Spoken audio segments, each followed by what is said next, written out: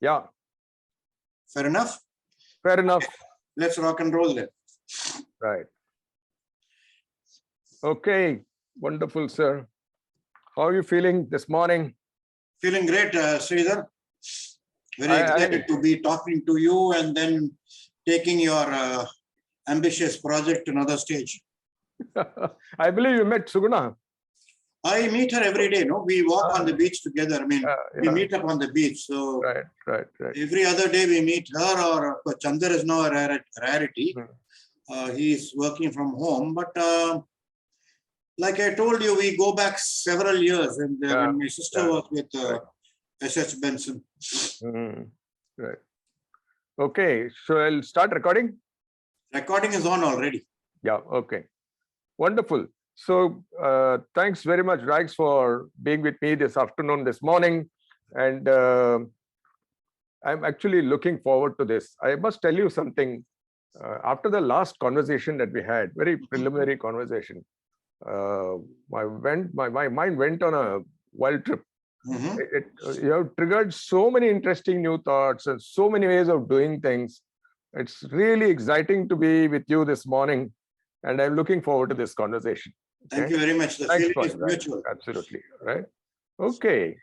Rags, I went through your profile. Okay. I'm sort of overwhelmed by what I have seen and read. How have you packed so much into your life, boss? What is the secret?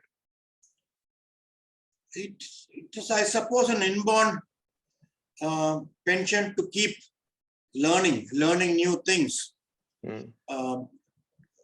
I was born into this world like everyone else. I went to a normal conventional schooling, but then schooling was mere formality. There are so many things which I learned outside of school, so many things which was self-taught to me. And I realized I was discovering a whole new vistas apart from textbooks and marks and exams and so on and so forth, which Mark Twain once said he never permitted schooling to interfere with his education. Okay. That's interesting. Yeah, so schooling is something, education is something. So very nice. I am self-taught on many fronts, and I'm of the firm opinion, which is what I teach my students to. Learning is a constant experience. Today, I will learn something small, subtlety or a nuance which I did not know yesterday, right? And it rolls over to the next one. So every day, you and I are learning something new. For example, you learned something about Zoom today, just like that. So it is learning is a constant experience, except I went wild. It is not, I am not here to prove a point. I'm a very unassuming person, very low key. This is the first time somebody's even taken me in all these years, brought me to this pedestal where they want to record me and talk about my interests. It has never happened before. My friends all know me, my relatives all know me. They know I have got multiple talents and interests, but they probably take me for granted. Oh, Rag is always doing this, that, and so on and so forth.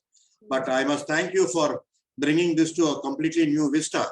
So to start with, I learned a whole lot of things which was not there at school. Schools weren't even aware that they had to teach children this. And this is the way education should be. It should be self-directed education. Children should learn new stuff on their own. Your school and all that is just a formality. I may be, during this conversation, maybe looking down upon schools, but simply because they stuffed algebra down my throat, they stuffed Sanskrit down my throat. For what? For nothing. Do I ever use algebra today? No. Math, yes. Math, yes. I was very interested in math. Is a lifelong learning thing. We always use math for our daily function, right? English, yes, we communicate in English, right? Trigonometry, no, unless you had something called an engineering bent of mind, you went in that direction.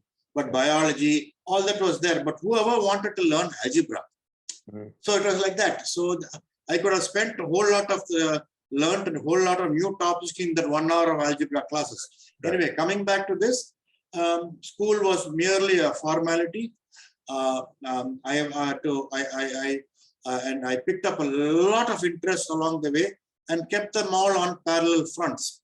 I never let one interest die down. So if today I picked up my guitar, tomorrow I'll pick up my camera. Then day after I'll be cleaning my watches. Day 4 I'll be doing something else. So it's always alive. And I teach this to my students as well. Those children who have taught at the school, that to learn new frontiers, new vistas. Because as you grow older, all these things will come in very useful. Yeah. So we will go interest by interest, but I think I have answered your question. Yeah. I mean, the thing that the big message that I'm getting from you is the student for life. I really, really love that. Absolutely. So I just want to check with you, after having heard you on this one, I'm not able to guess your age. How old might you be, if I might ask? I am 67, Sridhar. Okay. On the 18th of February, 10 days from now, I'll be 68. That's my birthday, 18th February. Oh, wow. So wow. I'm 68 years young. Okay. So tell me a little about your childhood, parents, early education. I think there must be a whole lot of seeds that are sown in your mind, either by design or otherwise.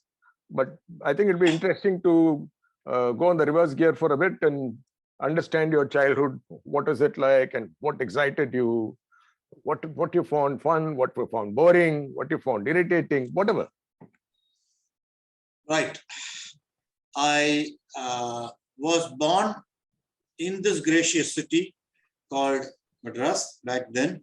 My parents originally hailed from Thrissur in Kerala. Okay. But we are Tamils. We were not Malayalis. My parents moved when they were just married to Madras. My mother was a committed housewife all her life. My father was a jack of all trades. I'll talk about my father in a bit.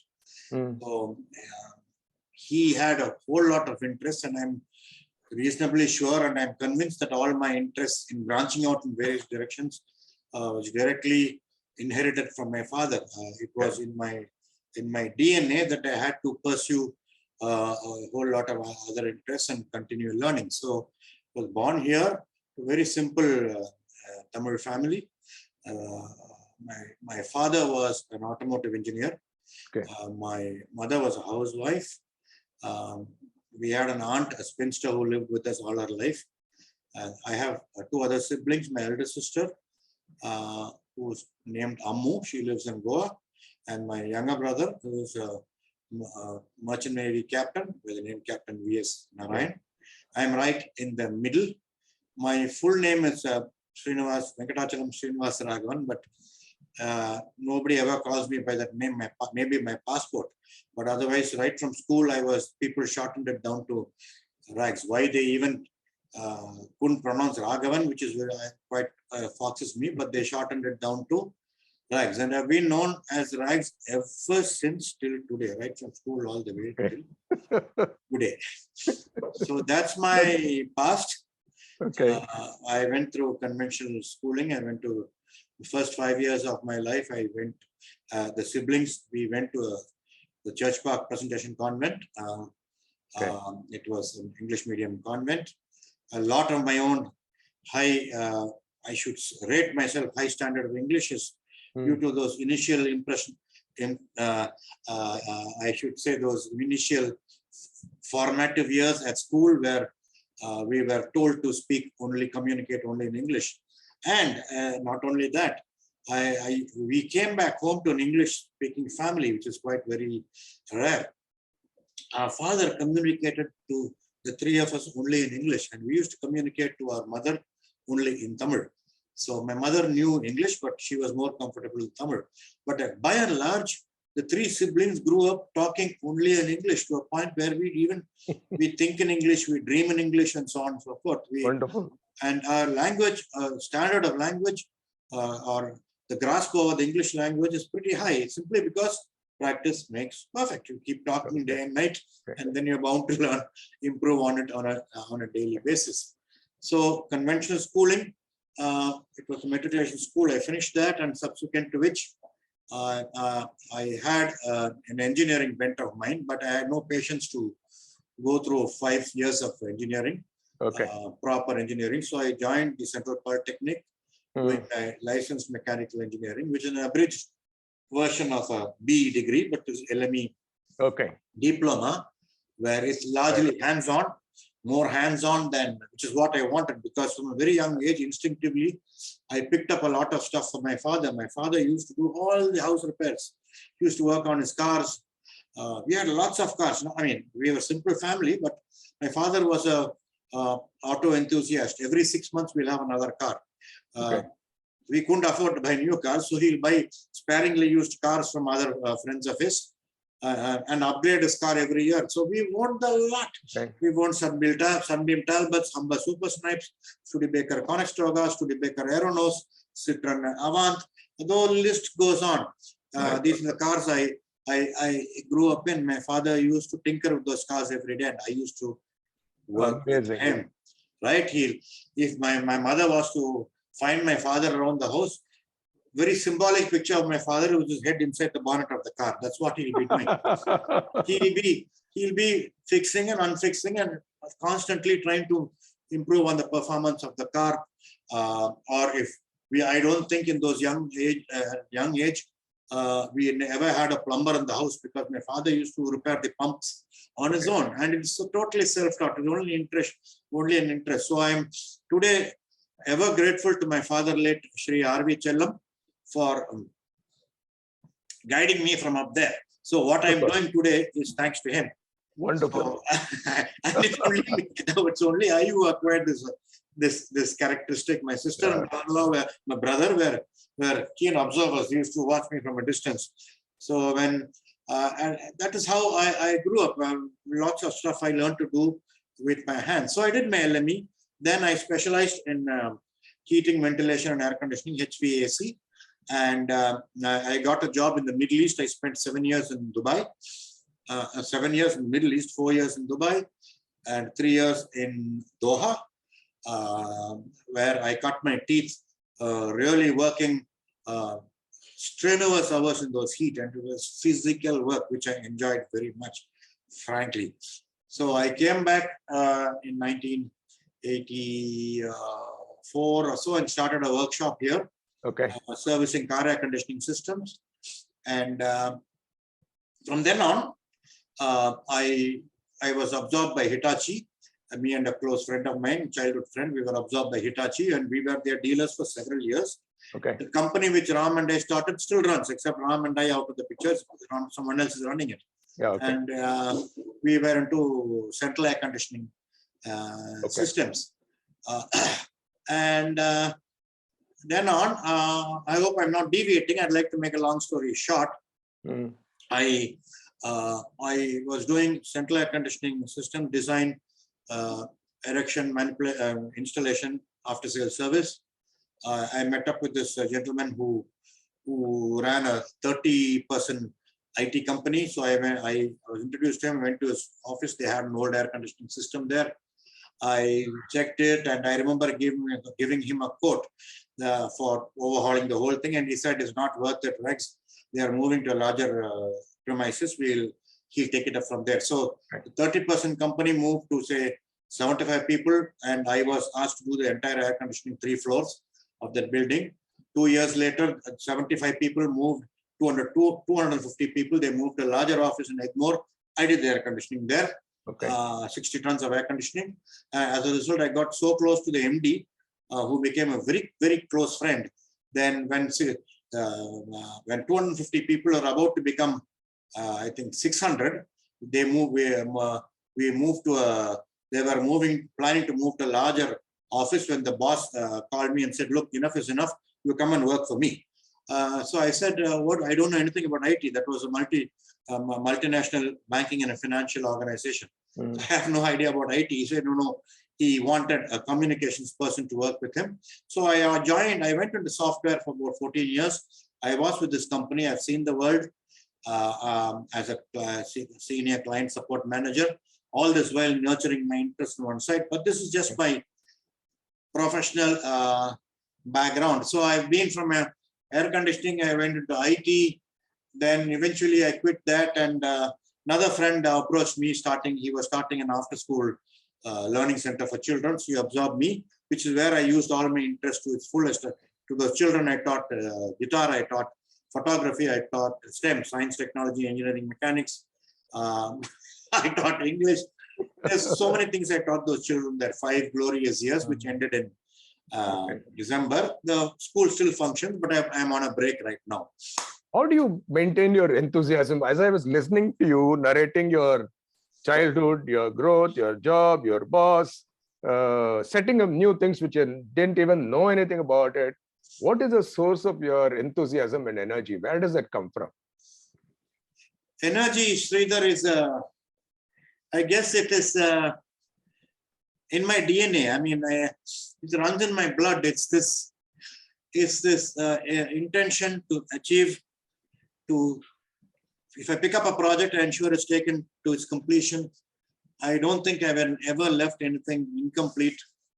It's a feeling of fulfillment. It's a feeling of achievement when you pick up a project and finish it and say, look, I managed to do this on my own. Yes, in many occasions, it was always teamwork, in which case the team also helped, or I helped the team. But I ensured that I took everything from the drawing board all the way to a functioning system. Okay. So I just wanted to, one thought occurred to me as you are talking about this. In fact, my father once told me that there is a difference between energy and restlessness. Okay. So how do you see that? Do you agree with that perspective? 100%.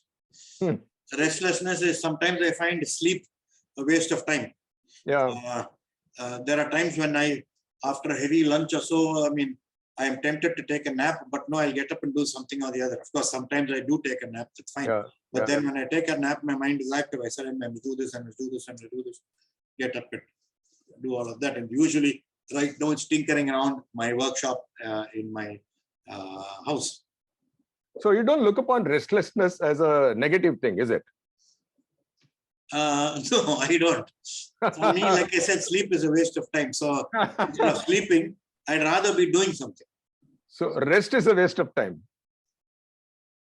For me, maybe. You don't need the rest. I don't. If you want to take a rest, I don't blame you. People.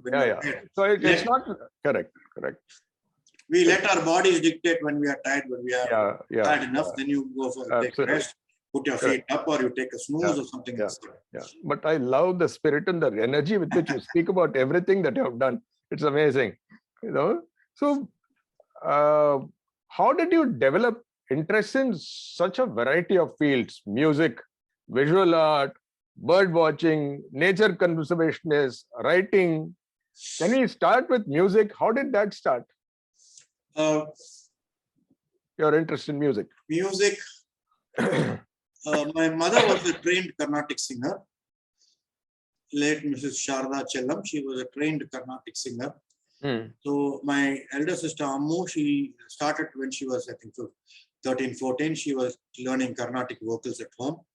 Okay. And she was very good. Then she switched. She was also learning vocals and moved to playing the violin. Then I was not into music. I was watching and waiting, I guess. Okay. My younger brother was very talented with his fingers. I mean, he was always drumming. He was always playing rhythm, self-taught. Okay? So my parents put him into mridangam lessons, and he did do very well too. Meanwhile, at school, there was a senior who used to play guitar at school culturals, and I was completely enamored. Every time this boy, he was 4 years my senior, and I'm still in touch with him.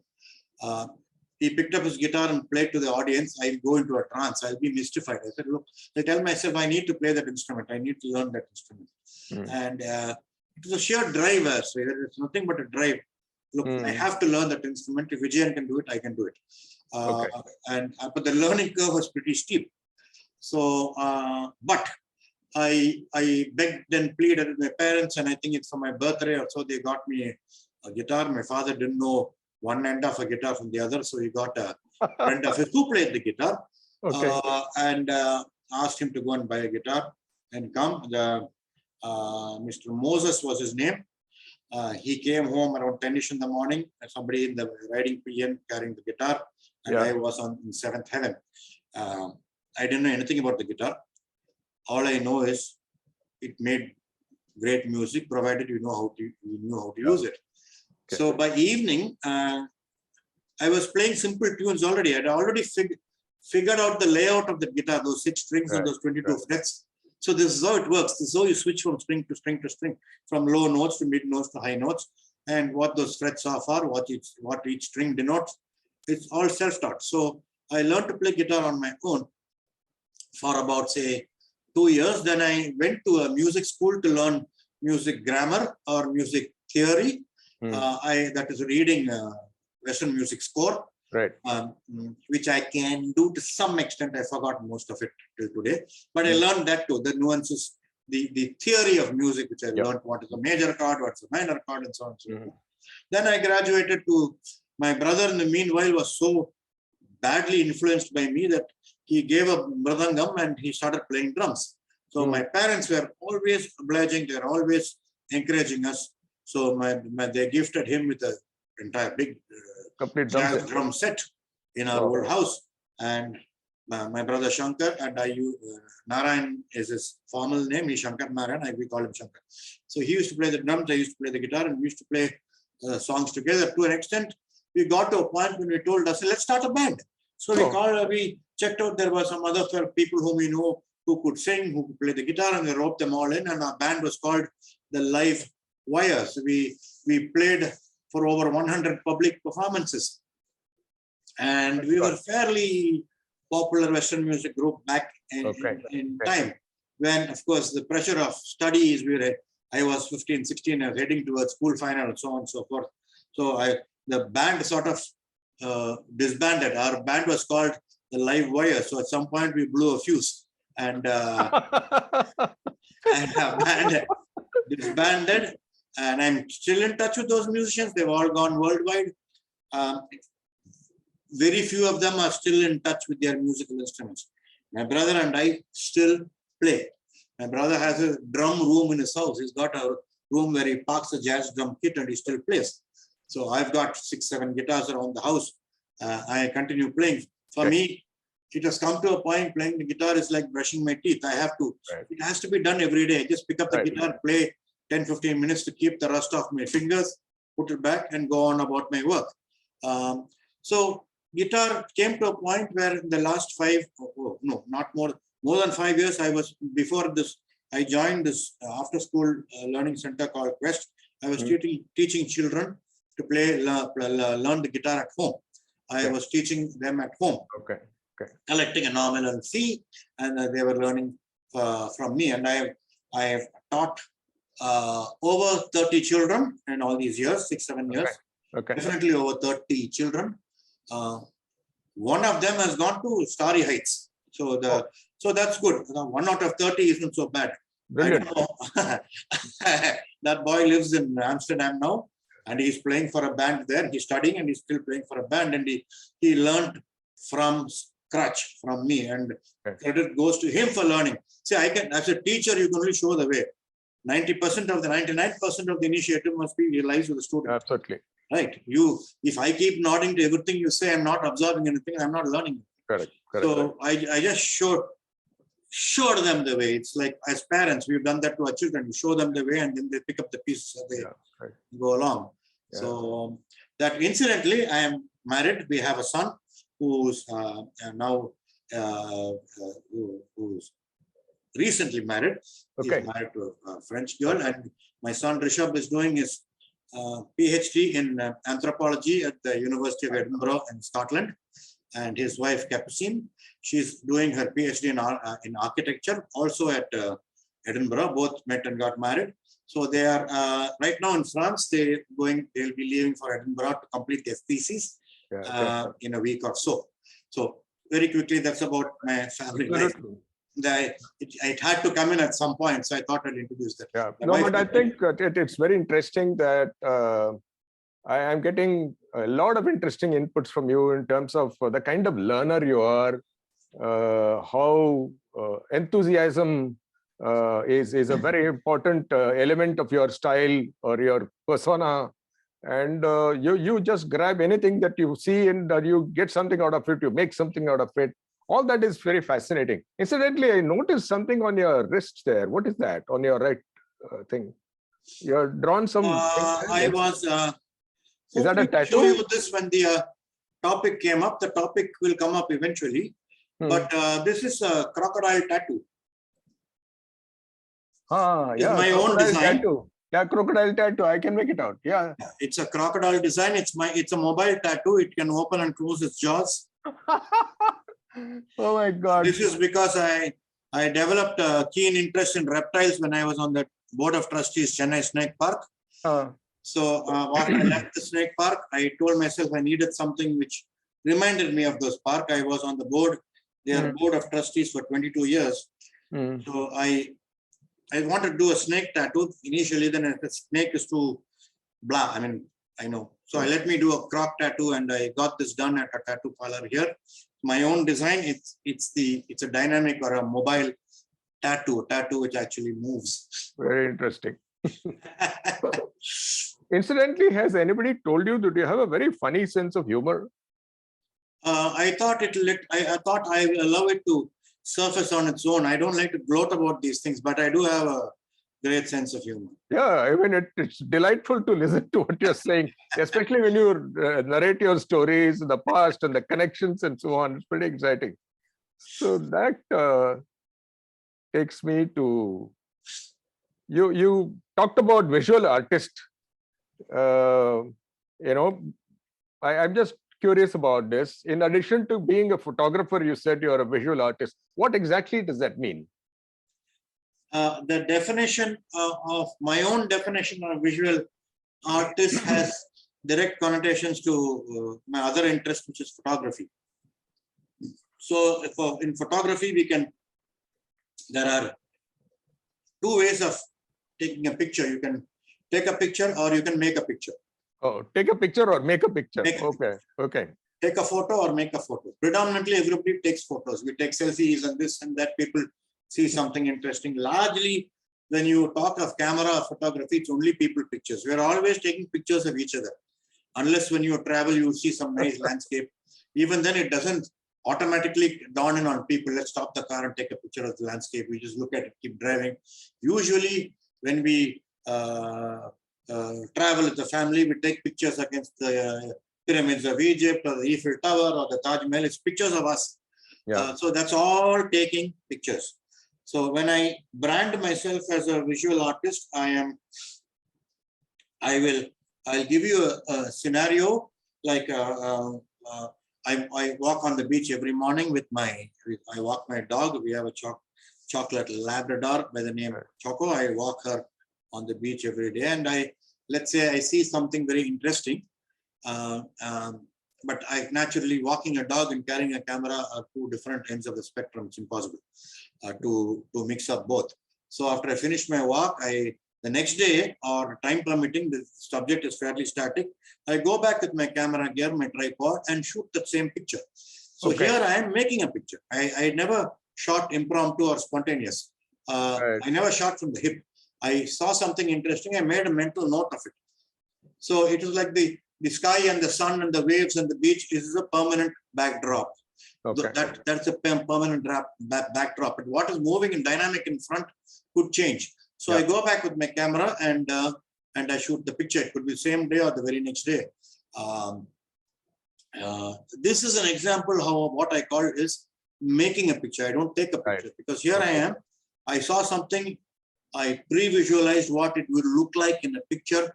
I prepared myself for that. And I carried my gear. This time I went armed and I set up everything and took this picture. It is called making a picture. This is why I call myself a visual artist. I like to create pictures in my photography. Right. There's of course in photography you have to shoot from the hip sometimes, but by and large I like to create pictures, and this inspiration is something comes from the great late Ansel Adams, the American landscape photographer. Okay. He was an advocate of making pictures and not taking pictures. He'll see a scenery, he'll come back the next day or the next week and shoot it. So he's already pre-visualized the image in his mind. So that is why he has composed the picture in his mind. He's thought of the lighting, he will figure out, etc. So it's a very well-planned kind of thing. It's not an act of accident.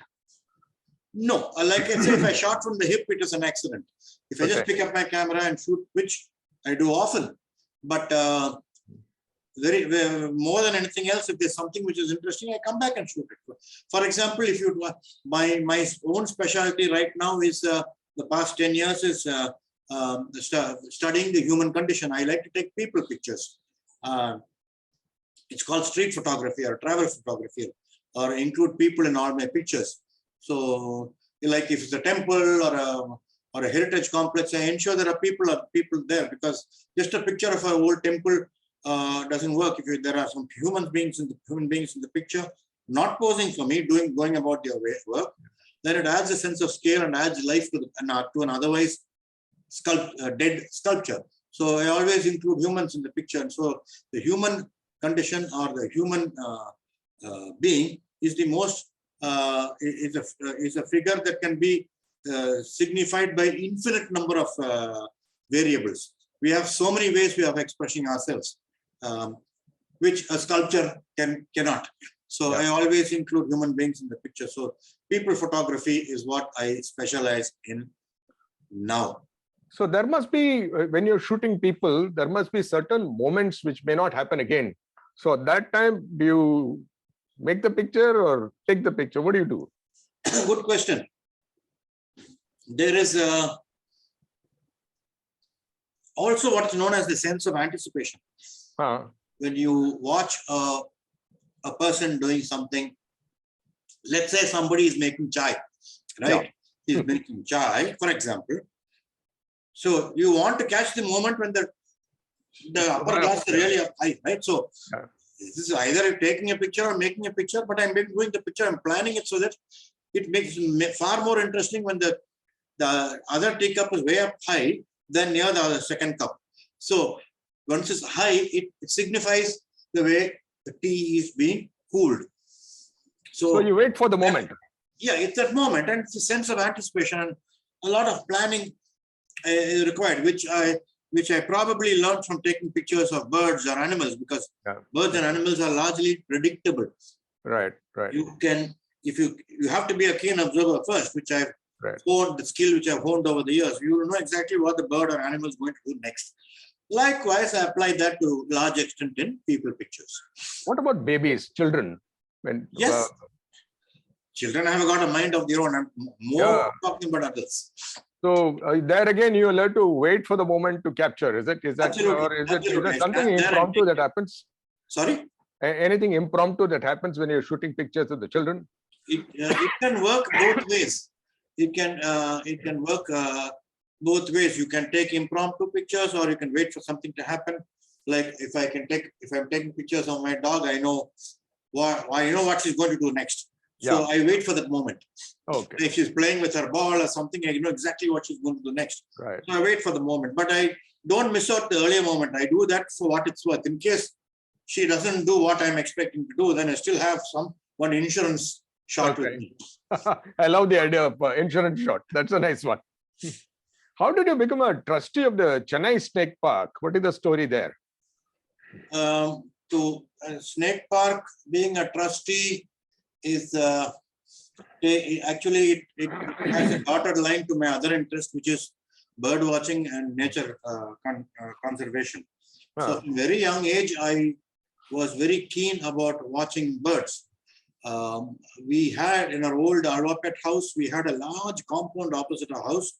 It was vacant, and it used to fill up with rainwater after the rains, and used to attract lots of wading birds. There used to be black-winged stills, egrets, paddy birds, white-breasted kingfishers, you name it. All those I couldn't identify back then. I only knew them as this bird looks like this, the other bird looks like that. That's all I knew. I was 10, 11 years old. Then there was this pair of binoculars at home, which belonged to my father, and he used to sit there in my veranda and watch these birds. But I didn't know one species from the other. Then at school, during science class, Mrs. Gomati, bless her soul, she was the one who took a lot of interest in me in school, because among all the other class, the only one who had a lot of interest in biology and wildlife science is probably me. So I used to consult Mrs. Gomati after the class and tell her, look, I saw this bird and saw that bird. Can you identify this? And then one day she took me to the school library, took out a bird book, and she asked me to point out the birds which I had seen. Okay. And sure enough, I pointed out those birds, and she identified them. And then I had graduated to the next level, right? So, and I was able to identify at least a dozen species of birds which I could see in that pond opposite my house. Then I asked my parents to get me a bird book, and they got me Dr. Salim Ali's Book of Indian Birds. It cost 25 rupees back then. 25 rupees is a lot of money. My father asked me 1,000 times, do you really want to buy this book? I said, look, I want it. So he said, great reluctance, I suppose he bought it for me, but I put that book to good use. So now I had a book, I could see a bird, refer, and then make notes. And then the pond, the swamp opposite my house dried up. Then there were birds in the trees. I identified all those birds, and the birds up in the sky. I identified all those birds and make exhaustive notes of those. To an extent where I was watching birds throughout, there's something about bird watching. Ornithology is a science. I am not an ornithologist, but ornithology is the science of studying birds. I am more of Sunday morning bird watcher, but I'm good at it. I'm fairly good at identifying birds, and got to a point where whenever we traveled from home, I used to carry the binoculars, watch birds from the car, on the telephone lines, and so on and so forth. And it came to a point till the present day when I became an active member. Yes, there was a long window of the 7 years when I was in the Middle East, when there was no birds to watch. There are very few. So that's a bit of a intermission. When I came back to India, with a bang. So I told myself I have to move on with this. I became a member of the World Wildlife Fund, the Nilgiri Wildlife Association, the Madras Naturalist Society. I'm a member of all these, even now, except for Nilgiri Wildlife, which is not very active. Okay. MNS, Madras Naturalist Society, is an active organization. I am a senior member there, life member there. And I used to be active, go along with their bird watching camps, go along with their nature tours, and so on and so forth. To a point where the Chennai Snake Park had just removed its existing chairman, and the new chairman was appointed, the eminent Mr. B. Raghavan, who was ex-chairman at Tamil Nadu Electricity Board. He was also a passionate wildlifer and nature enthusiast. The wildlife department, because the snake park comes directly under the umbrella of the wildlife department. Okay. So they appointed Mr. Raghavan, who was the chairman. And since Mr. Raghavan had seen me active during the Wildlife Society meetings, he absorbed me as on the board of trustees for the snake park. I was on board the snake park for 22 years. I didn't waste a moment of it. Whenever I found time, I used to go to the park, usually on weekends. Snake park trustee meetings were, I think, bi-monthly. I used to attend all that. In between, I used to go to the park. I learned to handle snakes. Oh, actually handle snakes? Yes. The all types of snakes. Yeah, maybe I'll show. If you're okay, I will share screen. Yeah. Where is that? There is one there, correct? Rags at Snake Park. Yes. This is it's a non-venomous rat snake. My God, and a huge fellow. Yes, non-venomous. It can bite. It's got fangs, but it has no venom. Okay. Right. This was taken when I was on board the snake park back then. Okay. It is not only a question of picking up snakes. It is my interest made me learn more about snakes, how to differentiate between a venomous snake and a non-venomous snake. So that is something which I learned. You don't mess with a venomous snake. Right. You don't mess with any snake for that matter. If you see a snake, you let it go, it slither away on its own. Okay. Even a non-venomous snake, if you go and try and beat it or try and poke it, it turns around to attack you. Okay. Right. It's like that. So this is something I picked up at the snake park 22 years. I'm thankful to Mr. Raghavan for including me on the board of trustees. And it was a very, very rewarding 22 years on board. the trust. So are you still continuing to be on the No, board? no. Or? 2017, I quit. I quit 2017. 2017. Okay. So that takes me to your next interesting hobby, or whatever you want to call it, rifle shooting. When did you start? I understand you won a bronze medals twice at the Tamil Nadu State Championship. I find it very interesting. So tell me more about this. When, Here are my medals. my goodness.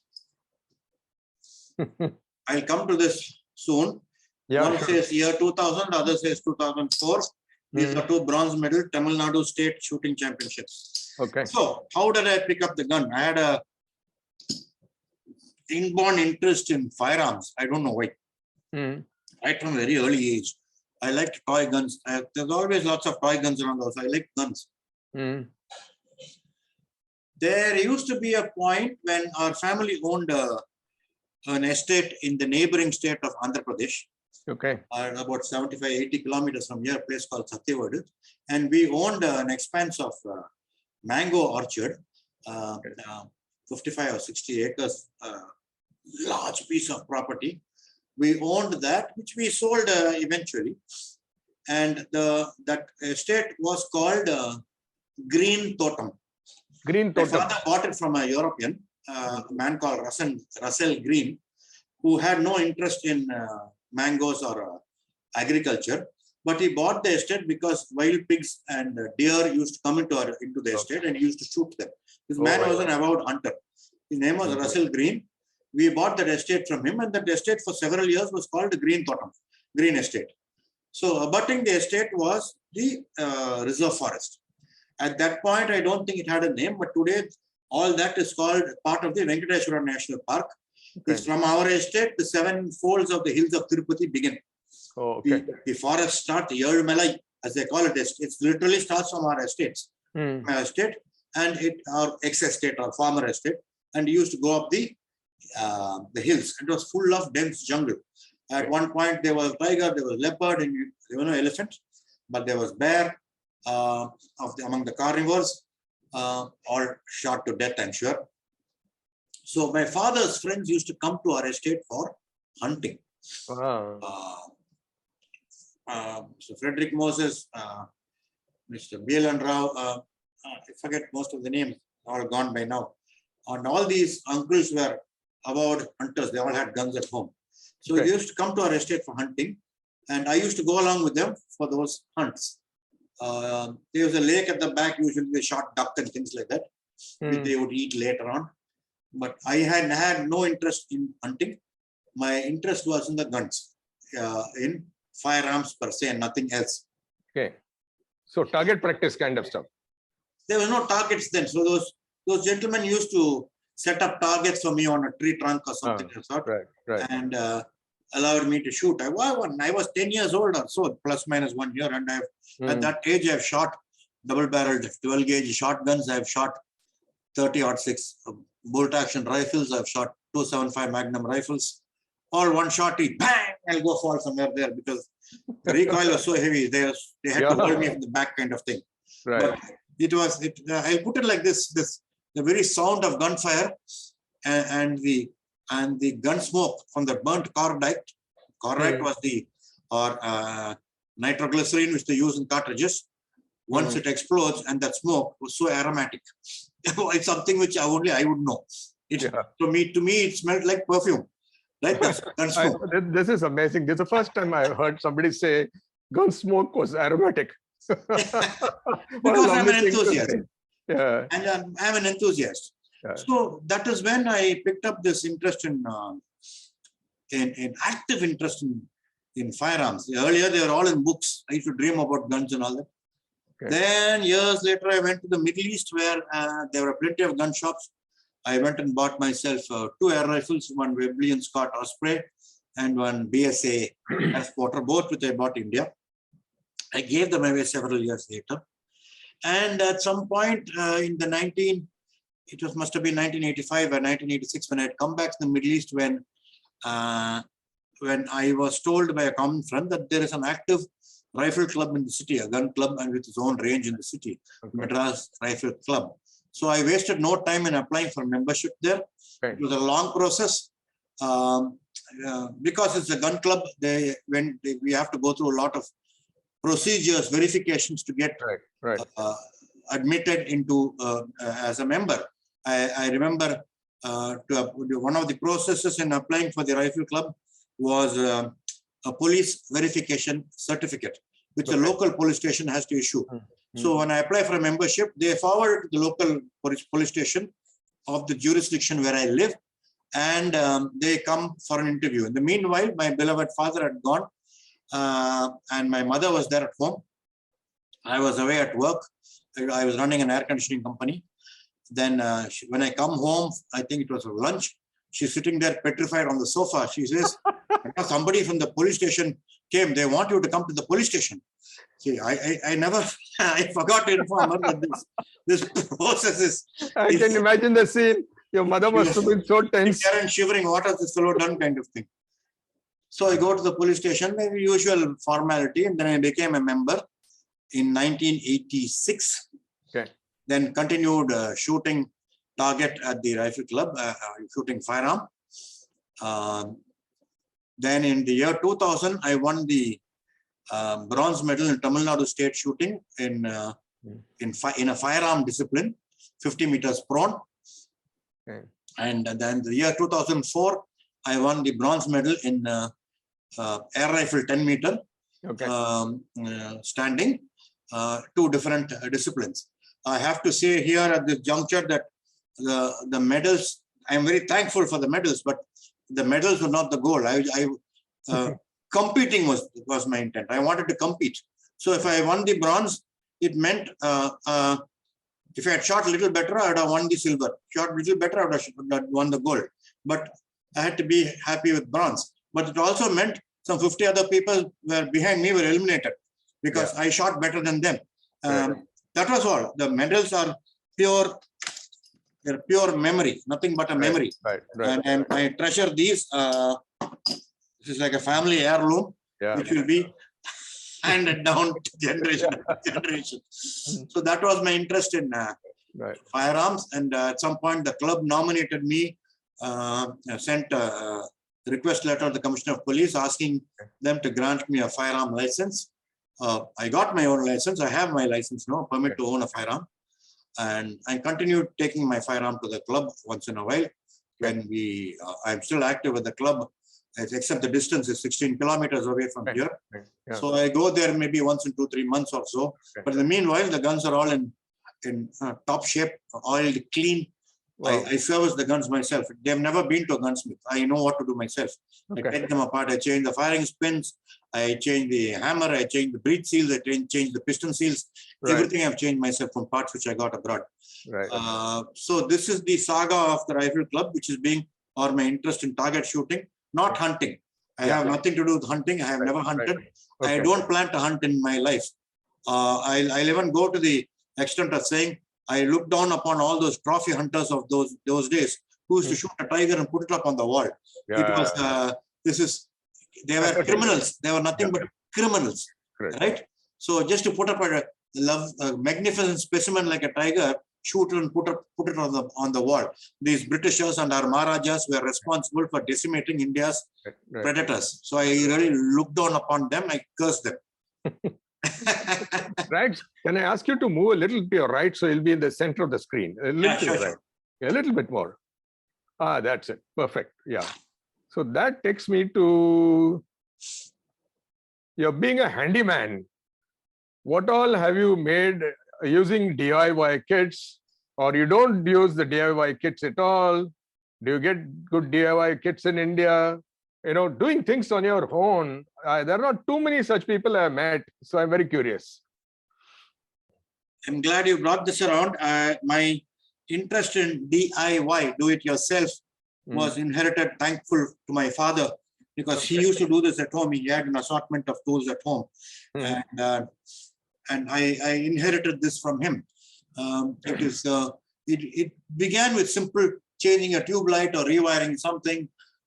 Most electrical things around the house I have done myself. Even plumbing up to a point I do. Beyond a point, plumbing I leave it to the hands of a professional or an expert.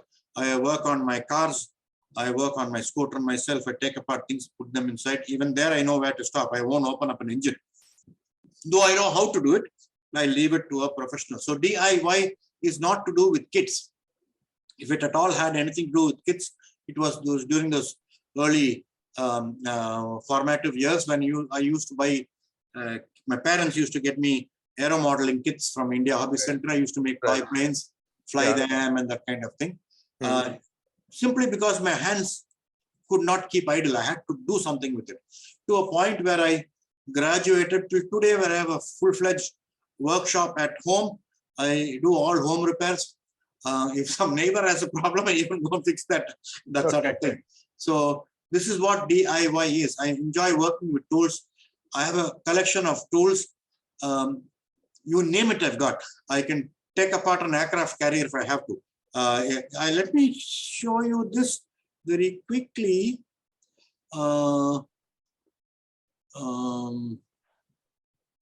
This is my workshop at home. Okay, where is that? Can you see? I'm sharing screen now. Oh, Pattarai merge, that one. That's the one. Okay. Pattarai means workshop in Tamil. Yeah, I know. The hand tools are here. Can got you my own enlarge drilling that machine. picture? Is it possible for you to enlarge that picture? No. Pattarai? Otherwise, you can send it to me later, no problem. I'll send it to you later. Yeah. Oh, I didn't know they were. No, not to worry. Not to worry. No problem. Okay, come to that next. Yeah. So I'll send you this whole album later. Yeah. No problem at all. No problem. So that's. Yeah. One thing that occurred to me is that let's do watches, and then let me ask you another thing. Okay. So your interest in watches. How did you start collecting your watch collection? Where did it start? How did it start? What prompted you? I'm very curious about this watch collection. Again, thanks to my father, he owned a Rolex Oyster Perpetual watch, a very expensive watch, which I think is still with my sister now in Goa. So I used to wear that watch very often. He used to let me wear it in those days.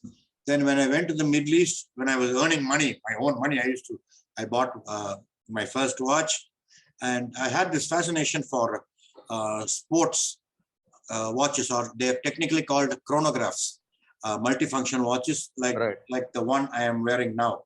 Right. Multifunction watches, which is what my fascination was. And I started a collection. See, it's an expensive hobby, so there's nothing. I have to do some justice to running the family as well. I can't keep spending money on watches. So it is a slow hobby. In the 80s, I think it started. Till today, I must have about 28 to 30 watches. 4 or 5 of them I gifted away. The others were junked. I think, for example, this is a collection. Oh my goodness. They're all sports watches, right? Seven of them there, right? Sorry, there's 16 here. 16 here. 16, another 6 more in the cupboard. Okay. So it was just a fascination. I like to wear a new watch every day. The watch I'm wearing today, it'll go back into the cupboard, and I'll be wearing something else tomorrow. Every day is a ritual. It's a ritual. It's a ritual. It's a new watch. I wear a new watch every day. So do you have a watch that is lucky for occasions or anything like that? Are there any sentiments attached to watches? There is one favorite watch of mine. But then I tell myself, no, favoritism has to take the back seat. Every watch needs to be shown every day, kind of thing. Yes, there is a favorite watch.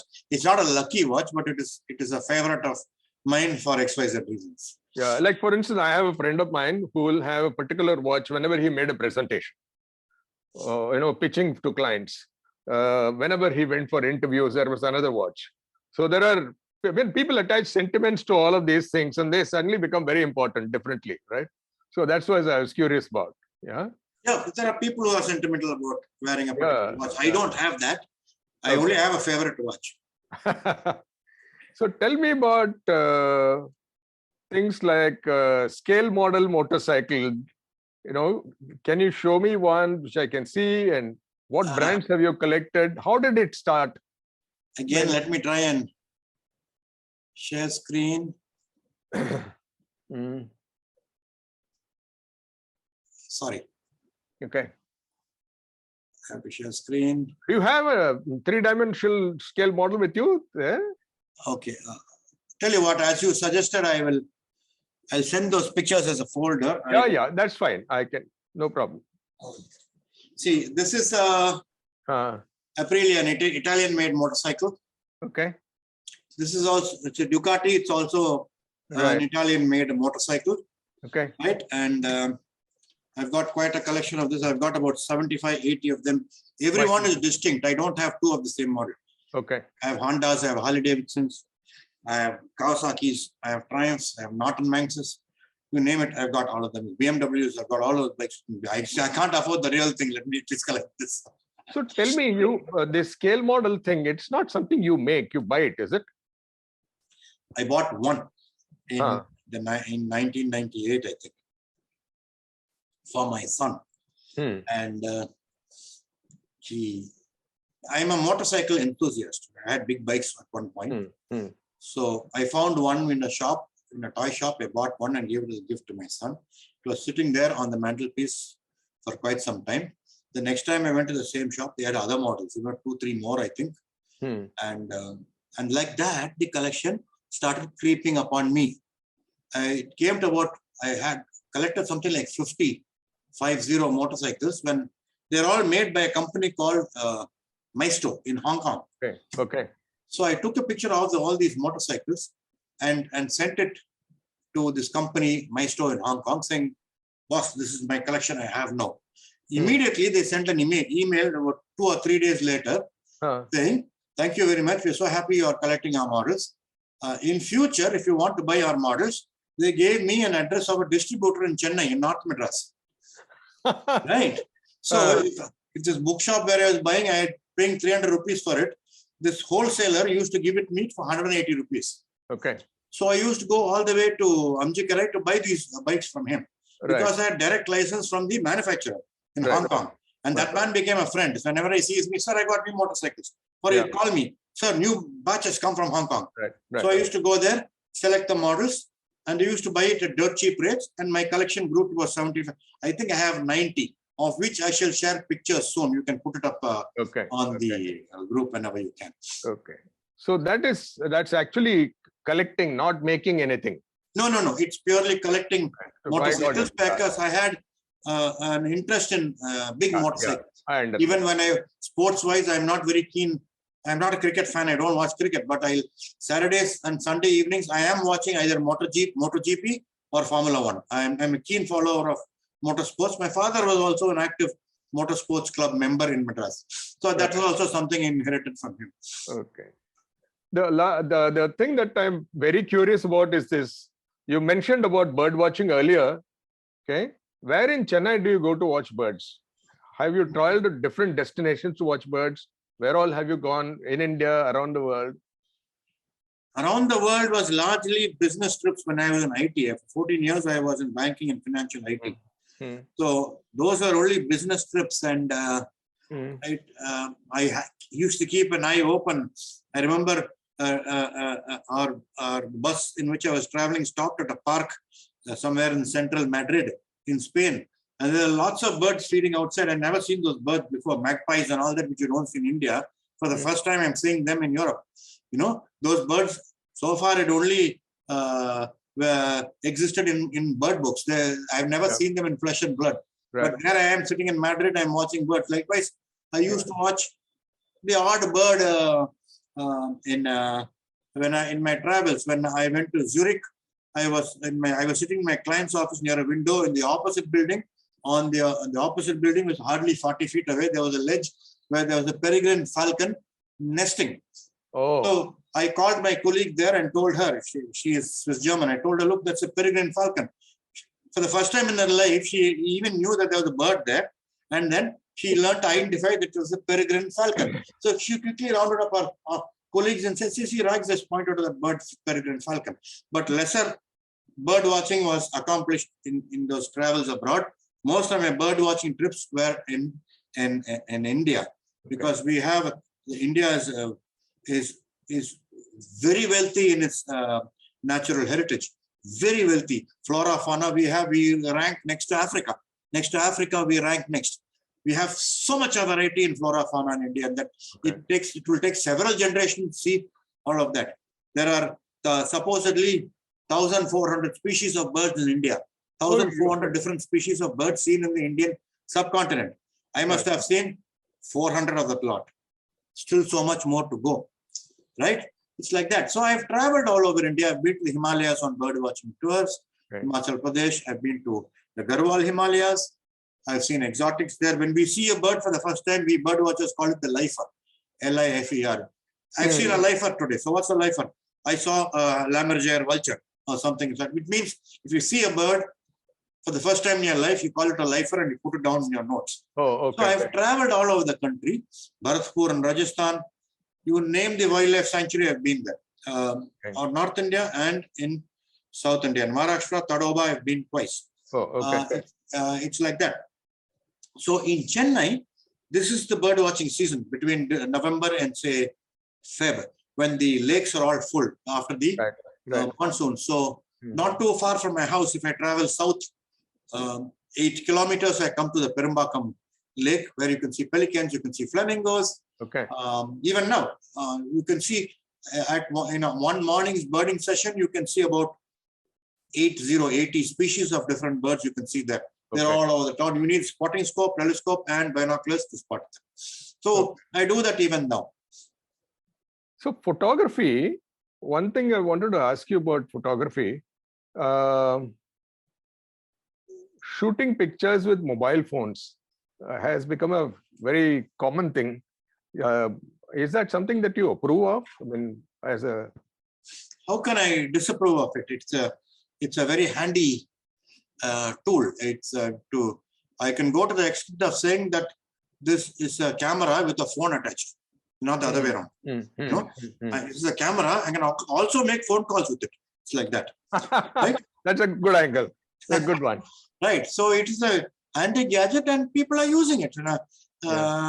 Nothing wrong with it, except that you can't learn photography with a smartphone. Because it is what I call as idiot mode.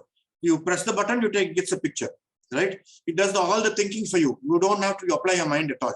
Press a button, takes a picture.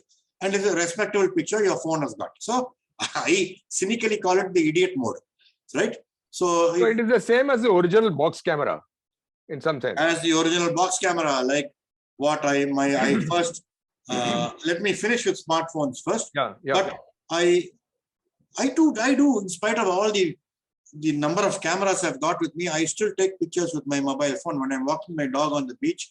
This is a wide angle camera which travels in my pocket. Okay. It's a luxury, isn't it? That's a lovely thing to say. Yeah, it's a luxury. How? Otherwise, you have to carry such a big thing. I can't do it with my dog. So this is a wide angle lens or a camera, which with fairly good resolution. It's not a very expensive phone. Right. Above average middle class, upper middle class phone. That's about it. But it takes reasonably good pictures. I still use it, like millions and millions of people otherwise. But for serious pictures, one needs to invest in a proper DSLR. Today, my first camera was a Kodak box camera, which belonged to my father. It was, I think, built in 1945 or so, and I have it right here. Right.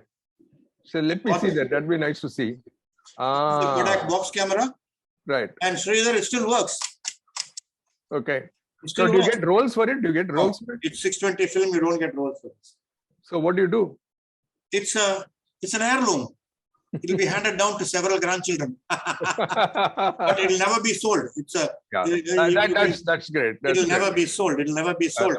Correct. From there, I have graduated to something. This is what I use today. Yeah. This is a professional DSLR. This is what I use today. Right. So a lot of water has flown in between. Yeah. So in the context of bird watching, where all in the country have you traveled to shoot birds? To watch birds first. Shooting birds is the wrong thing. Watch birds. Yeah, shooting birds is hit and miss. It's hit and miss. To watch birds, I'm a wildlife watcher, observer first. Okay. First and foremost, that is what I am. I'm an observer, enthusiast. That's what I am first. So my primary tool when I go into the forest is binoculars. As long as I see something clearly, I have a powerful 840 Nikon Monarch binoculars, one of the best in the world. It's a lifetime investment. I carry that with me and I watch animals, wild animals and birds with it, because I'll put the memory card in my head is way better than the one in my camera. So those fine details which I see through the binoculars etched in my mind, with my camera may not be able to record. Next comes taking a picture. It is not blind shooting, cigarette, this, that. No. Observe, observe, observe. Today's wildlife photographers are totally misled. They see something, they shoot. They don't even know what picture they're taking. They can't even identify the bird. So I grew up, I cut my teeth into this business of wildlife, nature and bird watching, observing. Those days you didn't have a camera. I was observing what the bird would do, what the bird. Did you know, if you're watching a bird, any bird, right? If you're watching a bird, you will know exactly the moment before it flies off. Oh, okay. Usually it poops. When it defecates, it's relieving itself, and it is now, it is mind, it's told itself, I want to start flying. So it's offloading some load. It poops and then flies. So if you're waiting with a long lens, amazing. You see, I've seen it work for falcons and all that. I've seen it work. They poop and then suddenly take off. So the poop is the indication for you to get ready. And then click, click, click, click, keep shooting. Then you might get some good flight shot. But this is my own unorthodox theory. But I know I am right. This pooping is a sense of, the bird is trying to, it's not trying, doesn't care two hoots about you. It's trying to tell itself that I must move from this point to that point, and flies off. And all of these observations that you have is different for different species of birds. Am I right? By and large, I think this is a yardstick I cannot apply to all birds. But I've been observing Shaheen falcons in the Jinji Fort, watching them with telescope and binoculars. They are at a great distance, so photography must have been impossible.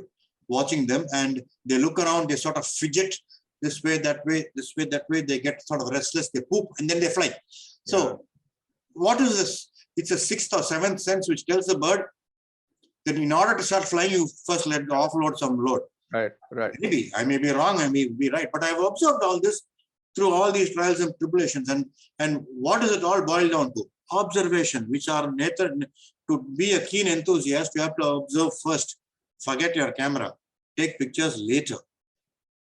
Everybody today is interested in going to Tadoba, Pench, Corbett, Ranthambore, tiger pictures. Tiger. It's like that. You ask somebody, you just went to Jim Corbett National Park. What did you see? I saw nothing. When he says nothing, he means he didn't see tiger. That's what he means by nothing. The fact that he saw elephants, he saw sambar, he saw the deer, he saw this, don't figure in the argument at all. He has gone there to see tiger. He has put himself in tiger mode. So he'll say, recently a couple said, no, Rags, we went, where was the, I think Tadova. We didn't see anything. What do you mean? You went to national park and you didn't see anything? No tiger, Rags. You went to see only tiger. If you want to see tiger, go to the zoo. Who's asking you to go to the national park? Go to a zoo, you can see a tiger then 3 feet away from you behind the cage. But this is what people are, because everybody gets into, I'm being very cynical here and I look down upon people like that, especially these tiger tourists. Tourists is a wonderful expression. Yeah, the tiger tourists. It's just, but it cannot be wished away. Tiger tourism is what brings us money into the national parks and all that. That's why, thanks to a whole lot of people who say tiger and go there, they are the ones who keep those national parks alive, not people like me. I love the way you say it. Okay, that brings me to the subject of writing, Rags. Tell me about your writing. What do you write on? where can one get to read what you write? Have you published a book? Has any of your stuff been published in magazines of repute or great, like the National Geographic kind of stuff? What is it? I mean, very curious about this. I have a soft corner for writing and writers, so that's why I wanted to ask this. Well, I'm a self-branded artist, like I told you. So I have one skill, which is music. That makes me an artist, musician. I'm a photographer. That makes me an artist, I'm a visual artist. So what else do I lack? I mean, writing is also an art, right? So writing comes naturally to me. It's only because of the command over the language I've got. Right. I've got very good command over the language, thanks to my parents, my sister, my brother. We all speak flawless English. You know, speaking well, I read well. My house is full of books. I've read a lot. I'm a very well-read person. So somewhere in between, writing came across naturally. My first forays into writing was in the early 90s, I think, when I wrote for a Dubai-based children magazine called Khalij Times Young World or Young Times, I forget. So I used to write about bird watching. So every fortnightly, they'll publish an article. The editor was known to me, or I became a friend of his. They used to publish one story of mine every week, and on how to go bird watching. It was largely about every issue had some pictures, one or two pictures, mostly text on describing the bird and how I went about this finding the bird and where it can be seen, and that's so on and so forth. And also a whole lot of pros and cons, do's and don'ts about bird watching. So this was a whole series which was published. They used to pay me something, and I've got those in hard copy form with me. Okay. Right. Those were probably my first forays into writing. Then I used to write and take pictures for a Madras-based tabloid called Madras Musings, which is still being published today, but I don't do work for them. For Madras Musings, the editor, the late great Madras historian, Mr. S. Mutaya. Yeah, I know. You know him, yes. Yes. He and I were intimate friends. Well, he took me on board the magazine. I was only a freelance photographer. For 4 or 5 years, I worked with him. And I used to send all my pictures and text, write about little. Each picture would require a caption. So all that I used to write myself. And there are 1 or 2 articles which I've written too. But I had this flair for writing. Then off late, many of my stories have been published in social media because an easier way to get to publish stuff. So all those I can send links to you. By all means, you can share it with your viewers. So I like to write. I'm not a writer, or rather, I bypassed all those writing days. Yeah. I'm very fast with keying and stuff. Okay. Right. I don't think I've ever written essays unless it was for something for the school magazine or something. It was handwritten, but otherwise everything went into the desktop. Do you write every? Yeah, sorry. Yeah, do you write every day? If I have to, there'll be some option or the other, some loophole. I won't say loophole. Some chance for me to write something about something. I write about it. Okay. And there is a online women's magazine which has been publishing some of my work. Usually it is largely text and maybe 1 or 2 pictures. Sometimes it's a photo documentary. It's a whole lot of pictures and text. So it's like that. I recently published one on Kerala. I did a brief trip to Kerala. I went to Fort Kochi and the Alapura backwaters. So I wrote about that with many of my pictures. Okay. I can most definitely will be happy to share that all. That'd be nice. Do you have any favorite authors? Authors. I grew up reading thrillers. The Stanley Gardner, the Arthur Conan Doyle were all, the classics were all done with school, right? School was where I picked up. I used to read a lot of Arthur Conan Doyle, Richard Crompton, people like that. 2 or 3 names come to mind. Those are all in school. Then I got into the thriller habit. Again, thankful to my father. He was an avid reader. We had thousands of books at home in a room upstairs. So he wanted to go and sell it in Moore Market. They are not prepared to offer anything. Till a friend of my father said, why don't you start a library? What a great collection. And my father started a library at home called Book Bank, right? And that name was suggested by me, called Book Bank, right? And we ran it as a family. We ran the library for several years, a lending library. So I had the best choices of thrillers, Mickey Spillane, James Hadley Chase, Tom Clancy, you name it, all those big authors come to mind. And I've read them all threadbare. James Hadley's Chase, I read it from, I think he published about 65, 70 books. I've read all of them. Perry Mason, I've read all of them. Mickey Spillane, J.T. Edson, Zane Grey, Westerns, all I read. Right? I had access to all that. So I used to read, I never used to. And those days, we were limited to entertainment. We didn't even have a TV at home, and TV came later on. See, the most you turned on the radio or go out and played with friends, right? Otherwise, there were books. So you read. See, now there is an information explosion all over the world. You don't have, nobody even reads today. Correct. Right? And people said, why don't you go buy Kindle? I said, no. There's nothing like picking up a book, going through the pages, putting a bookmark there, going to sleep, waking up and picking up from where you left off. That will remain with me. I don't have a Kindle. I don't have a Kindle. I'll never have a Kindle.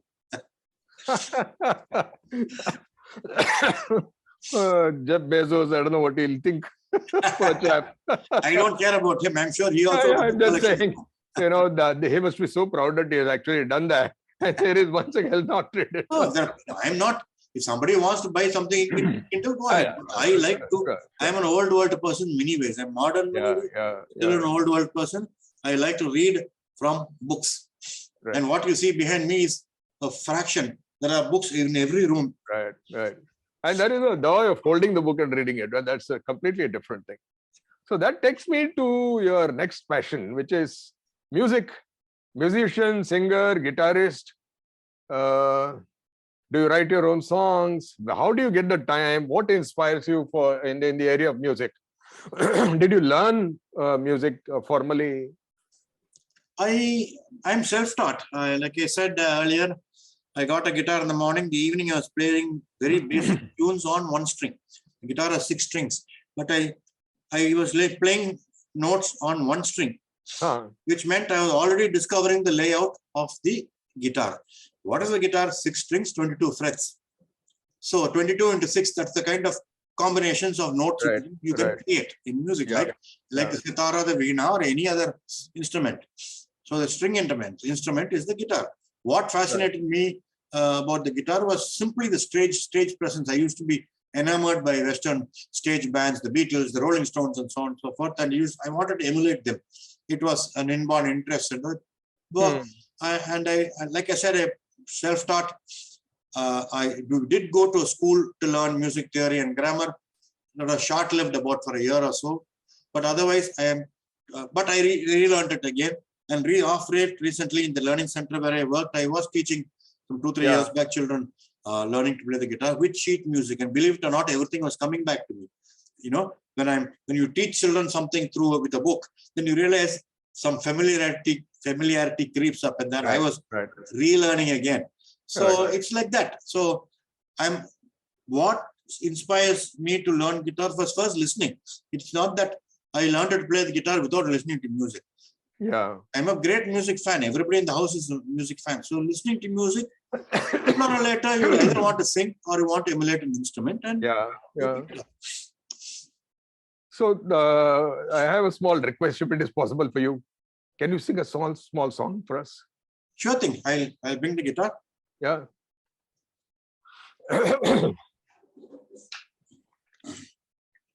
This is my one among my 8 or 9 guitars. Can you hear me? Yeah, I can hear you.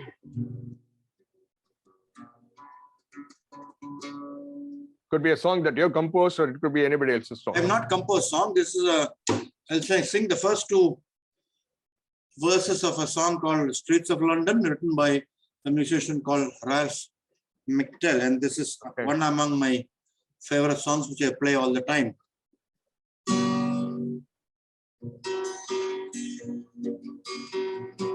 Have you seen a man in the closed down market, picking up the papers with his worn out shoes? In his eyes you see no pride, and you see at his side yesterday's papers telling yesterday's news. So how can you tell me you're lonely? Safe for you, the sun don't shine. Let me take you by the hand and lead you the streets of London. Show you something that may change your mind.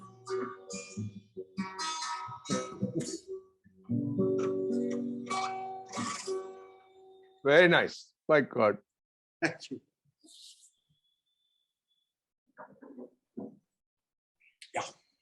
I mean, when you sang, this is not the full volume on which you sing, right? You probably Usually it's mic'd, so it's not the full volume. It's maybe if I'm singing live on the terrace to some friends or a party happening or something. Right. Different I thing. understand. Absolutely. Now that takes me to writing for children. You spoke a little bit about that, right? Some time ago, you also used an expression called, these are the building blocks that I am made of. Okay. So which are the building blocks that will always continue? Do you dream about publishing a book? All those, my building blocks are basically, my human body is comprised of, say, building blocks.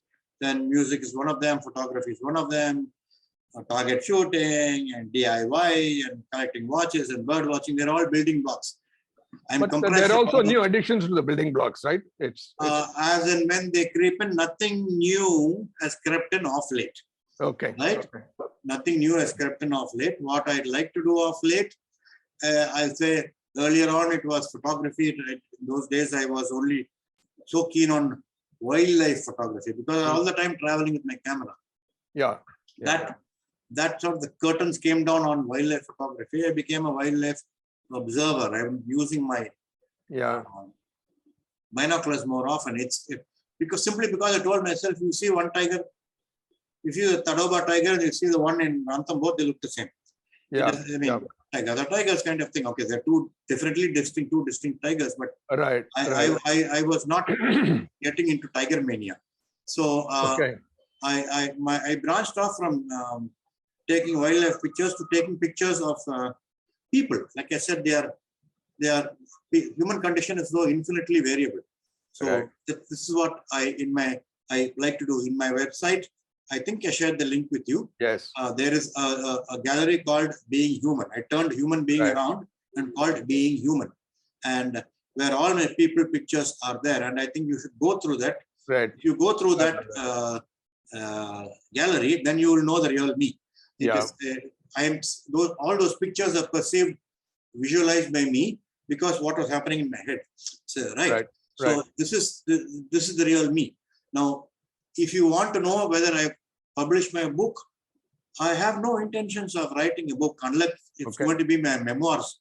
Maybe I'm telling myself not so old enough. I'm maybe 67, moving on 68, but I have a heart of a 22-year-old. And believe me, this is what everybody should know. It is all these interests, multiple interests, which is keeping me young. Yes. It keeps me young because I'm in touch with all this. Correct. These interests will never let me grow old. Absolutely. Right. And another thing which I tell people is that they ask me, sir, are you retired? I said, look, I may be retired from work. I will not retire from life because that's an unending experience. Correct. It's unending till the big day happens, whenever that is. I don't care when that happens, but maybe I'll pick up some new interests as well. Who knows? Why not? Yeah. Why not? I can pick up some new interests too. Correct. So writing I do now and then. I would love to share some of my excerpts with you. Those books, not books, but photo essays or essays which I've written. I'll share that to you by and by. You, by all means, you can publish them or you can share them with your friends. There's a online women's magazine which is taking regularly my work, which seems to be popular. Yeah. Like that. So coming back to building blocks, I am these so many interests is what I am made of. Like I said, I am thankful to you because no one has ever put me on this pedestal before. Right. Just people have just taken me for granted. They know, okay, Rags is capable of this, he's this, that, he's that, blah, blah, blah. To an extent where they probably find me very boring, right? Maybe those people have got some kind of inferiority complex. Yeah. But they've taken me for granted. Last night I met this neighbor on the beach. He said, Rags, what all things you know? My husband and I only discuss about you. It's only when people talk about it, I realize that, oh yes, I have achieved quite a lot. And I have not achieved any of this. All my interest was not to impress anyone. All these interests were only to impress me. Right. I'm the best judge of what I do. Right. Wonderful. As long as I tell myself I'm capable of doing this, and this, good enough. I don't go around town, I'm this and that. Right. You're the only one who's actually putting me on this pedestal. Even at the school I worked, they absorbed me as a facilitator simply because of all these interests. But they were all, yes, due thanks to the school called Quest. But they were all slaughtered in various zones. But you are giving me one window to talk about all this, and I'm ever grateful to you. Right. As you were speaking, I remembered a song called "You Will Never Grow Old." I don't know who sang it. I forget the name of the person. Well, that's the thing that I get as you're talking about it. This business of getting old is not physical; it's mental, right? That's the sense I get from what you're saying. So, if you were to just use one single sentence to describe yourself, how would you describe yourself as a person, as an individual? Be different.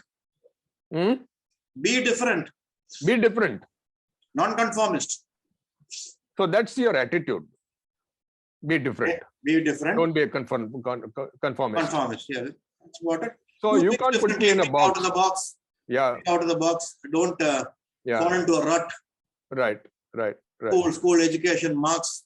See, unlike many families we know, largely South Indian families, where the children are being pushed into scoring 100 out of 100. Nowhere did my parents ever insist on that. If we came back with I got a 50 out of 100 in math, my father would say, okay, try to do better next time. That's all. He never pushed me into getting 100 out of 100 or looked down upon me because I did 50. Correct. Because he knew all of us, me, my brother, my sister, were capable of other better things in life. Simple. Absolutely. I think it's amazing. That makes a lot of difference the way we think of ourselves, because the family has been so, let's say, understanding, supportive, all that makes a lot of difference. Definitely. One last question, which I want to ask you. If you got an opportunity to rewind your life and start all over again, what will you retain from your current life? I will retain just about everything which I've accomplished so far, and I've achieved so far. Okay. I have multiple interests and I've excelled in each one of them. I'm proud of the fact. I don't gloat about it, but I'm proud of the fact that I've excelled. I didn't pick up this, after 3 days, find it boring, pick up that. No. Everything I picked up was all pre-visualized. If I learned to play the guitar, it was not for a one-night stand kind of thing. It was because I wanted to play guitar for the rest of my life. So to answer your question, if I had to rewind my life, I'll be probably doing all of this all over again and not make the same mistakes I did then, because every interest which I has a learning curve. Okay. Has a learning curve. Music has got a great learning curve, especially guitar has got a deeper learning curve. If so many people come and say, Rags, my son wants to play the guitar. My first question is, does your son want to play the guitar, or do you want your son to play the guitar? That's important. Right? That's important, isn't it? No. He only said, okay, fine, send him to me. Then I asked the boy, why do you want to play the guitar? He'll be flummoxed. He won't know what to say. I said, have you considered playing the keyboard? No, uncle, guitar. I said, tell you what, the guitar is a difficult instrument to learn. If you learn the keyboard for the first 6 months, learning guitar is easier. Why? The keyboard is also a visual instrument. Right. The black and white keys are there. Correct. The low keys here, the middle keys here, and the high keys there. The black keys and the white keys. This will teach you the rudiments of music. You will learn the layout of the keyboard with a simple keyboard. Then you can learn guitar easily. So usually some of the children flunk the first test itself because they don't want to learn the guitar. Because in today's world, it is instant gratification, like cell phone photography. You click a button, you get a picture. Right. So the child, I'm not criticizing children, but the child or the parent wants the child to be a musician same evening. Not possible. Yeah.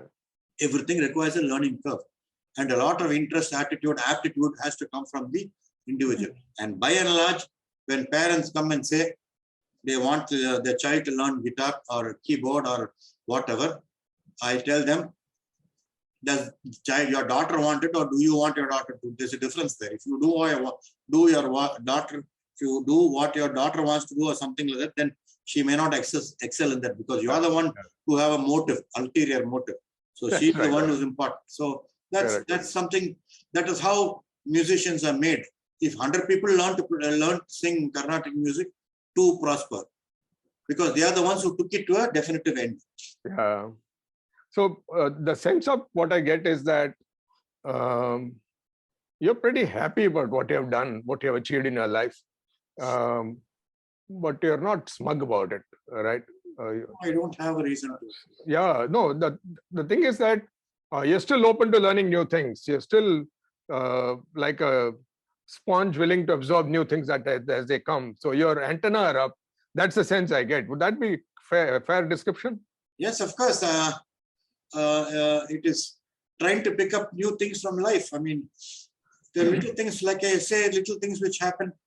I don't know if I am at a point in life where I can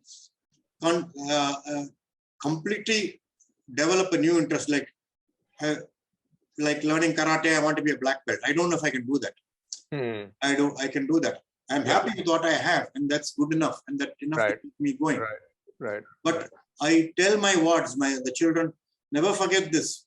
Today you learned something which you did not know yesterday. Could be a little thing, and it's ever evolving. Make sure what you learned today, you don't forget. You apply it for tomorrow as well. Tomorrow you'll be learning a little nuance or a subtlety which you never realized the day before. And keep your eye open for that, and be aware of your surroundings. Be aware of what you are learning.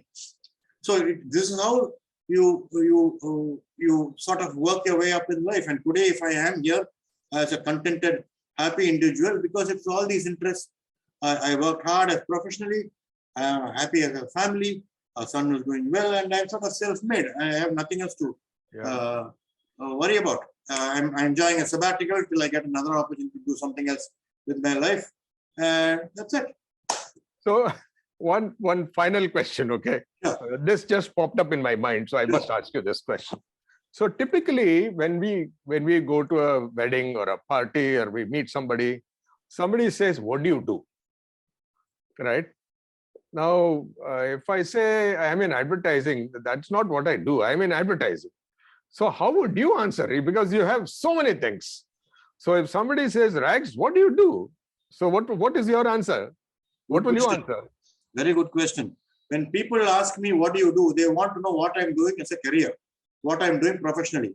Yeah. So I tell them, when I was in IT, I am in multinational IT. That's what I don't talk about my interests. Yeah. I don't talk about my interests. Or they'll think I am boasting. I don't talk about my interests. I'm in IT. The last 5 years I was with the school. I'm a facilitator at a school. Sort of ends there. What school? And sort of talk more about the school.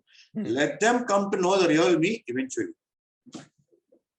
I don't like to. I can't say I collect scale model motorcycles. I collect watches and all. This is only as an interest. People don't. Maybe that is the kind of answer they are expecting. But by and large, the context is, what do you do? Means what do you do professionally? What do you do as a career? Okay. I am to the point and end with that. Unless that person is asking me through a reference. Now, for example, if you are introducing me, Sridhar, to another friend of yours at a common gathering or a get-together, you've already loaded up your friend saying, look, this I'll introduce you to a person called Rax, and he's this and he's this and this. And this. You probably won't even talk about what I am professionally, but you tell him about, you've given him all the data about what I do otherwise. And the person will come and say, very often it has happened, what do you do, Rax? I work as a facilitator at school when I was working. But I came to know you have other interests. Yes, of course, I'm a photographer. You're a good musician, a good photographer. Yes, I do all of this kind of thing. Same things. When do you find the time? Frankly, between you and me, candidly speaking, sometimes I find it embarrassing. At a wedding situation, somebody, you have so many interests, talk about it. And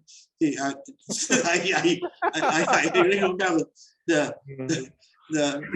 maybe I have the time, but I don't want to sound like I'm shooting my mouth off and gloating or boasting about it.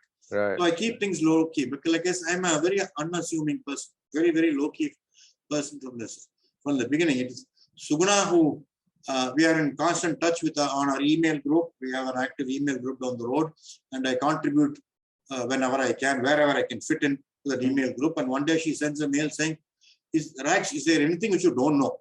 So it's only then I realized, oh, this is something new angle to it. So that's when she introduced me to you. It's like that. I'm largely a low-key person. I stay under the shadows, and I have a handful of friends, and that's about it. This is the question I always struggle with. So I thought I'll get some tips from you. That's why I asked you this. Where, for instance, if somebody asks me, what do you do? I'm a consultant. What do I say? I mean, that stops the conversation. So that's why I thought I'll get some clues from you in terms of how one can tackle that question. So is there any question that you wish I had asked, but I have not asked? I think we've covered the entire gamut of what I am. We've been through writing, photography, music, watches, scale model, motorcycles, shooting. When I pick up some new interest, you'll be the first to know. Okay. We've been through, I have very little more to add to what I've already done. My advice is to any educators or educationists who are going to be listening into this, that if you are working in conventional regimental schools, ensure you teach a whole lot of other things to children as well. Just maths, algebra, trigonometry, and this and biology and all that, and 100 out of 100 is not you are making a machine out of the child. The child is only taught to become a robot. It's like you're putting in a coin and you crank out a graduate. This is how it is. That should not be the attitude at all. Ensure, try to sit with the child, with a child. If you have a class of 30 children, start with one child. Ask the child what he or she wants to do. Right. Ask the child, look, this is what we are learning every day. Which of these would you like to ask? Which of these would you like to progress with? Apart from this, what else would you like? Oh, I like henna. Great. Okay. I like watercolor painting. Put all that down. And then you ensure that you give this child that kind of education. It can be after school, or talk to the parents, get the child going to I don't know if there's a henna school or a watercolor painting school. Yes. Get the child into that. I mean, don't treat your child as a commodity. This is for education. You just because they're paying fees, 30 children sitting in front of you, blah, blah, blah, blah. Listen, you as a teacher, you're only teaching them what is there in the textbook. As a teacher, you don't know everything. Understand? You're only a facilitator. You don't know everything. You're also going with the textbook. The knowledge comes in the textbooks you're teaching, Mr. Teacher or Miss Teacher. You don't know everything. So ensure you give importance to the child. Make sure the child chooses what he or she wants to learn. Right. And not simply saying, yeah, English, math, this, that. If the child doesn't want to do math, ask the child what else he or she wants to do. Okay. If he or she may be interested in something else. Like Einstein is such a great mind. I'm nowhere compared to Einstein, but I can take better pictures than Einstein, right? So intelligence is very, very individualistic. right? Yeah. He's clever in something, I am clever in something else. Right. So as a teacher, identify what the potential of your child and make sure you nurture your child in that direction. He or she will be a better person. What are we teaching our children? Teaching them to be functional. We are not teaching them to be graduates. Right. Anyone can become a graduate and wear the cap on the head. No. You need them to, you're releasing them, you're freeing themselves into a wide new world where they'll be facing new challenges, professional challenges, career challenges, and so on and so forth. You have to guide them towards that. That's and right. In a career or in a profession, a child will do well where he or she enjoys what she's doing, not where she's forced to do what she's doing. Correct. Wonderful. Absolutely. I think that's a fantastic summation. Anything else, Rags? That's about it, Sridhar. Anytime you would like to give me a call, give me a call. You can have this conversation We'll going. do that. Definitely. I'll be in touch with you. This is one of the most interesting conversations that I've had. Thank you very much. Yeah. Once I get your, the pleasure is mine, the pleasure is ours. And once you send the recording, then I will edit it in sections, so that people get to see it in bunches of, let's say, 15 minutes or something like that. Yeah, sure.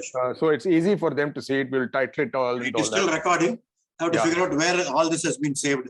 Yeah. So you can send me the recording through a link or something like that, and I will get on to the editing part of it. Sure.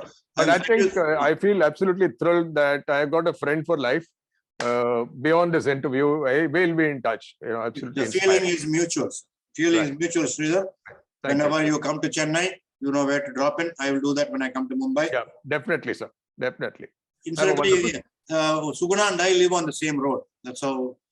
How we also know you, sir. But I told you, ours goes back several years when my sister was with S.H. Benson. Right.